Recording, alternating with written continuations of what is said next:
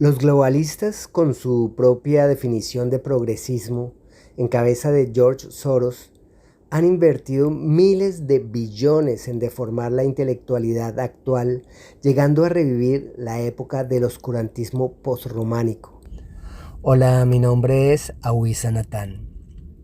Es muy triste la falta de rigor histórico con que enseñan a los jóvenes en los colegios y universidades, sumado a la pereza mental de esta generación inmediatista que basa su intelecto en videos de TikTok.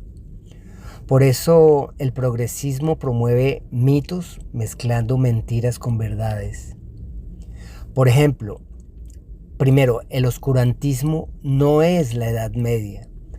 El oscurantismo se generó a raíz de la caída del Imperio Romano en el siglo V, pues Roma era quien empujaba los avances tecnológicos para ser usados a su favor. Este periodo terminó alrededor del siglo XIV. Segundo, la ciencia y el saber fueron liderados, apoyados y financiados por el cristianismo de la religión católica. El concepto de universidad fue creado por la religión católica. Y ojo, yo no soy católico, pero no se puede negar históricamente hablando que los monjes fueron los que rescataron los clásicos que se habían perdido por la destrucción de la Biblioteca de Alejandría.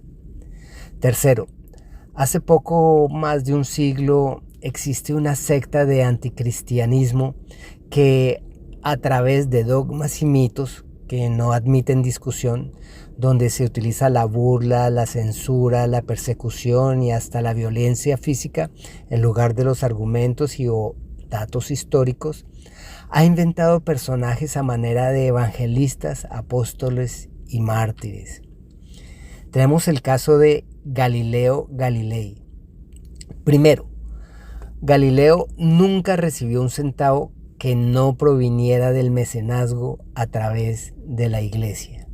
Segundo, las discusiones científicas de la época siempre estaban relacionadas con miembros del cristianismo. Tercero, Galileo nunca fue perseguido por la iglesia y de ninguna manera fue condenado a muerte ni llevado preso. Cuarto, Copérnico, otro religioso, había formulado 200 años antes la teoría de que la Tierra giraba alrededor del Sol, sistema copernicano. Pero Galileo quería comprobarlo a través del telescopio.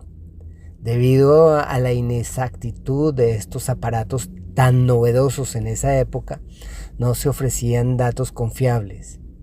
Fue por esta razón que la Iglesia Católica, que lo tenía acogido dentro de sus grandes esferas intelectuales, lo invitó a no popularizar tales ideas, que aunque matemáticamente correctas, inexactas frente a la realidad a causa de las mediciones, las cuales eran sobradamente más exactas con el sistema ptolomeico. Quinto, el mismo Papa le mandó escribir un libro explicando esas teorías. Sexto, Galileo se retiró a vivir en su propia casa, donde era atendido por sus propias hijas, que eran monjas. Séptimo, murió en Florencia, donde le hicieron un monumento. Bueno, hay mucho para decir, pero temo que estos temas no sean del agrado de ustedes. Solo quiero añadir que en el mundo panteísta, antes del monoteísmo, la superstición era lo que explicaba las leyes y manifestaciones naturales. Por ejemplo, los aristotélicos creían que los cuerpos en movimiento tendían a detenerse porque se cansaban y no a causa de la fricción, o que los objetos caían al suelo porque querían unirse a su madre, la tierra, y no debido a la gravedad, ley que no conocían.